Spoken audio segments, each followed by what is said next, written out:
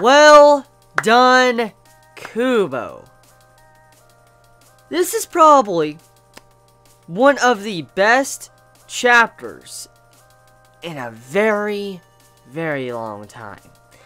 And probably one of the best Bankai reveals since a very long time. This right here, seeing Urahara reveal his Bankai and not get a clear-cut explanation on top of that just instantly made this chapter good.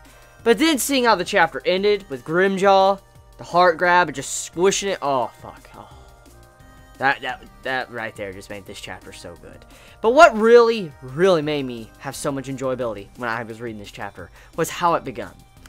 When Urahara, he reveals his Bankai, like he goes into Bankai and he reveals his ability to like restructure and like fix himself up, and you see how Askin asks him, and he's like, well, if you don't mind me asking, how does your Bankai work by any chance? And soon as that happened, I laughed, because for one, it's an ongoing thing many have talked about in the past, myself included. I have talked about when it comes to a lot of fights or a lot of abilities many of our characters have, enemies or, you know, our main characters, when they reveal Bankai, or if an enemy is introduced, he reveals everything about his abilities and how you can't beat me, and then like, here's how you can, you know, beat my ability. It's happened a lot, and we can't really deny that. And then seeing how Askin asked this, he's like, hey, so how does your Bankai work by any chance? And I was thinking like, this is funny, because Urahara didn't even let him know. He's like, pretty much, fuck you. That's exactly what he might as well have said to Askin and to us as, you know, the reader. He's like, fuck you, I'm not telling you. You'll find out as you read the chapter. You'll see how the ability works,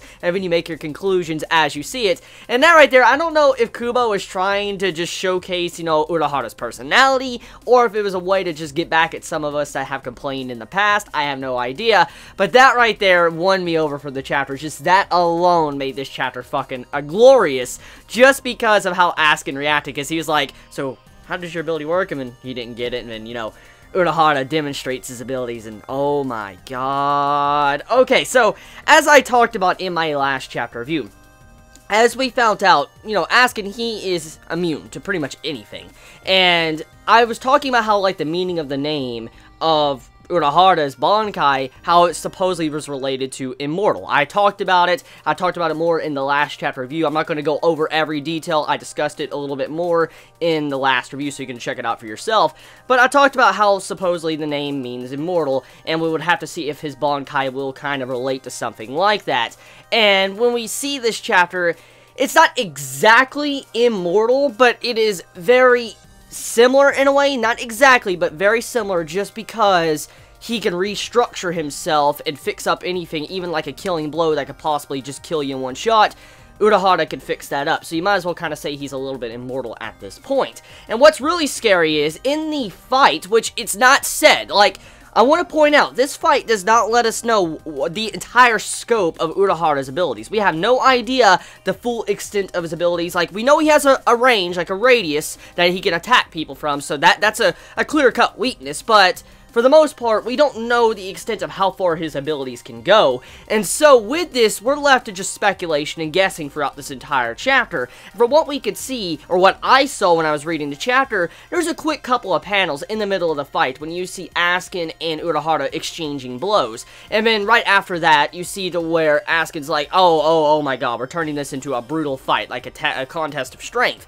And the reason why Askin said that, if you look closely, in the panel, you see Urahara's fingers get reconstructed, like his entire hand and arm gets reconstructed and stitched back together, and then he punches, and then all of a sudden you see it to where Askin, he flies backwards because of some brute strength, and then he says that statement. So the only thing I could assume from that moment in that panel is if for some reason Urahara can restructure himself to be stronger, maybe for a limited amount of time, maybe permanently. We have no idea, because we don't know the whole, you know, scope of his Bankai. We don't know how far it can go and how the limits are. And so with seeing that, with Urahara being able to reconstruct his own arm and hand, and being able to dish out more physical damage, that lets us wonder, what else can he do? Can he reconstruct his Reishi. I mean, is that a possibility? Because we do know that's one of the main things Askin can do. He constantly changes and becomes immune to that, and so because of this, you wonder if Urahara can reconstruct it and constantly change it over and over again. But like I said, this wasn't clear-cut. We don't really know.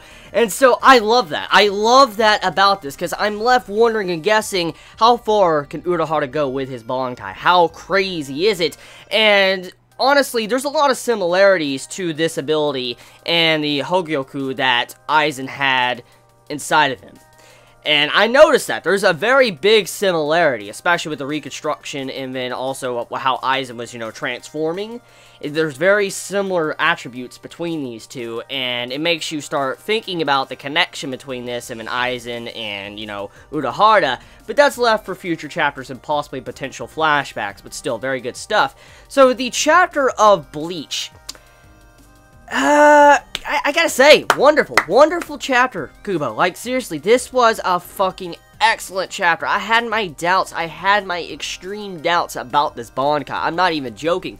I had my doubts because Urahara is such a good character. He's one of my personal favorites. And it's seeing, how he was probably going to get his Bankai revealed. I was worried he was going to have that Shunsui situation where it was going to get revealed and then be very disappointing. And I mean, I'm not saying that Shunsui's Bankai is weak. It's a very strong Bankai, but for the terms of the way it was introduced and stuff, it was just like, it was upsetting. And then seeing Urahara, I was worried that his Bankai would have been kind of like, oh god, it's not really that much. Like, it's not really that met my expectations. And seeing how in this chapter Urahara kicking fucking ass and all that, oh my god, and we didn't get the entire scope of what he could do, fucking wonderful. And then on top of that, with the gift ball, and then how Grimmjow snuck through thanks to Urahara, and he came in and just punctured the back of freaking Askin and grabbed his heart out.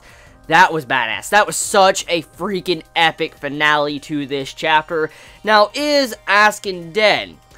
Honestly, I don't know, because if we look at previous events of latest Quincy's, usually when they have a death blow like that, they tend to come back. I mean, let's look at, Chicken Lily. So, I have no doubt. Personally, I hope that Askin is dead, even though he's a very, very well-written character. I'm loving Askin's character. I love his character. And if he is dead, this is like his final chapter in the series, I'm fine with that, because he's a good character, he had a really good ability, he's OP as fuck. But seeing how he was taken down like that, especially with the help of Grimmjow and Urahara, it makes me happy to see. And I would be fine if this was the finale of his character. But if for some reason he comes back, I'll discuss it when that happens. But I do hope that this is the final time. I hope, he doesn't have another form, or, this is, you think I'm truly dead or something like that. I hope that doesn't happen, but we'll see. I want to suck in the mood of this chapter. This chapter, fucking awesome. I cannot wait to see what Kubo does next. And yeah, let me know your thoughts in the comments below. You all have a wonderful day or not, wherever you live. Please be safe. Chibi out.